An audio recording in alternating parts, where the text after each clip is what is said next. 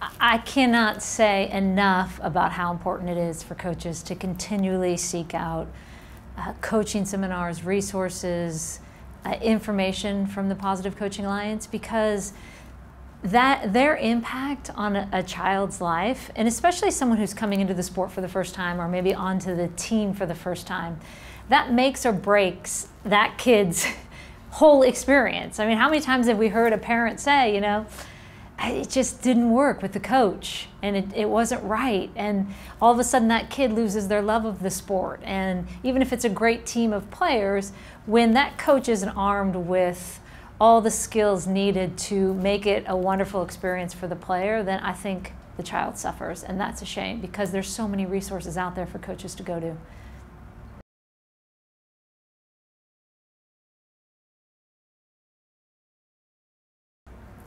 Absolutely. Mr. McIntyre, my first, and Mr. Hutchinson were my first two coaches with the Mighty Green Machine. Go Soccerettes! That was really our name. And you know the thing I always think about with them, and these were two dads who had daughters who played on the team, and yet they were constantly trying to learn, they were constantly growing, they were, you know, obviously super passionate about the game and soccer, but they made it fun. You know, I don't ever remember growing up thinking, I don't want to go to practice today, or oh gosh, you know, dreading it, which, you know, I think is abnormal because that happens every once in a while. But, you know, you want to create an environment that really is something the kids are super pumped about, and there's joy and there's laughter, and I get it's competitive. But I get frustrated because I think lost in the noise of winning is the fact that you can win and have fun. There should be laughter.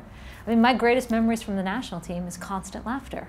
That's all we did. And that's why they couldn't kick us off in the end, was because we just had so much fun. And that's what I want to see when young kids play sports.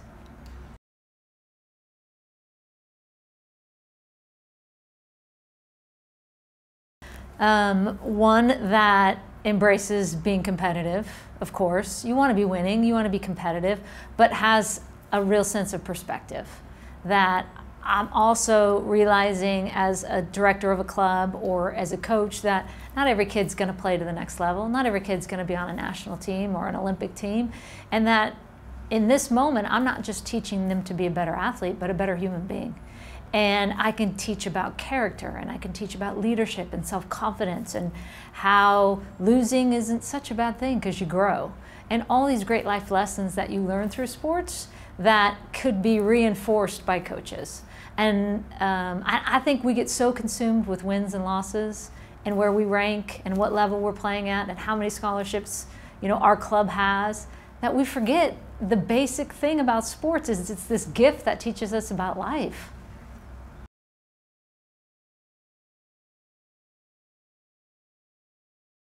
I don't know if it's a recent shift in terms of acknowledging that this win at all costs mentality is hurting, but I think it's pretty clear whenever you come to that conclusion that the system right now with the pay-to-play structure, and I get it, right? And I think parents are very well-intentioned. I think clubs are well-intentioned, but the way it is, it's, you know, you got to win to attract the best players. And so the directors of clubs are under tremendous pressure by the parents and by other people in the club to win. And so, you know, it's no longer okay to have a young team that you could say, oh, you know, let's develop you for 4 years and then we'll start winning, because we're really just learning still, because parents aren't patient enough for that. So I blame the parents, but I also blame the clubs in that I think they have to be better about their messaging. Right? I think they have to be better about this is what we stand for, and it will come, and we are going to lose. But if you constantly are reinforcing that message, what parent isn't going to want to say, yeah, I get that. I get that there's a process to this and it's going to take some time, and I want my kid to develop all these other character traits as well, and that's an important part of it. So I just, you know, I get, you can hear it in my voice, I get frustrated by the fact that, because my kids are going through it right now, that there's not enough clubs saying that and doing that. They may say it, but then you don't see it in action. And I really want more clubs to say, look, let's be realistic. Does it matter if they win at 10, right? Does it matter if they win at 12 if we're creating better players so that when they're 16, 18, you know, they're world beaters? And most importantly, they're great human beings who have this great foundation because we've paid attention to those details.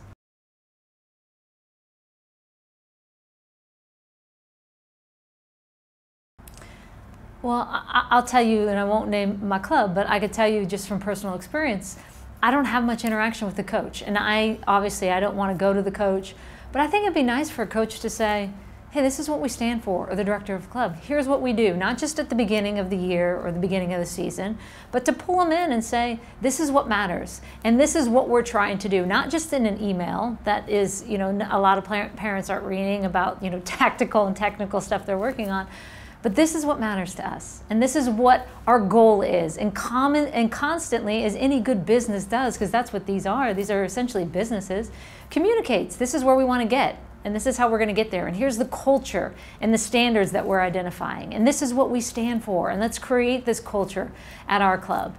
And be better about verbalizing that to parents. I think there's such a fear of, I don't want to go talk to a parent because that parent's going to come to me and ask for their kid to play more minutes. And God, I don't want to open up that box. So then we stay away from talking to parents.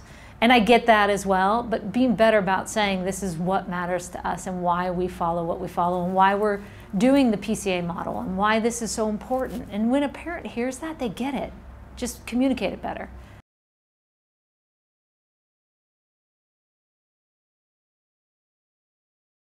What I would say to a club that's investing in considering going with the whole holistic approach and a broad-based approach, not just about wins and losses, is thank you, first. Second, you will reap all of that effort, and you will get rewarded for that, but it's going to take some time. In the meantime, be really good about sharing why you're doing it and what you're doing, and consistently laying out that message so that those crazy parents, because there's a lot of them out there, you know, understand that, okay, this is why they're doing it. And again, I get that parents so badly want their kid to be successful and they want it now and they want it today or they wanted it last week. But if you calm them by saying, we too want them to be successful, but we're going to create not just a better athlete but a better human being, then I think the parent's going to calm down. They're going to say, okay, and they're going to be okay with it and support it. And they'll be okay with it being, you know, less than stellar results in the beginning, as long as there's a process and there's an end game and there's a culture and a standard. But tell them, relay that message, tell them often, not just once at the beginning of the year.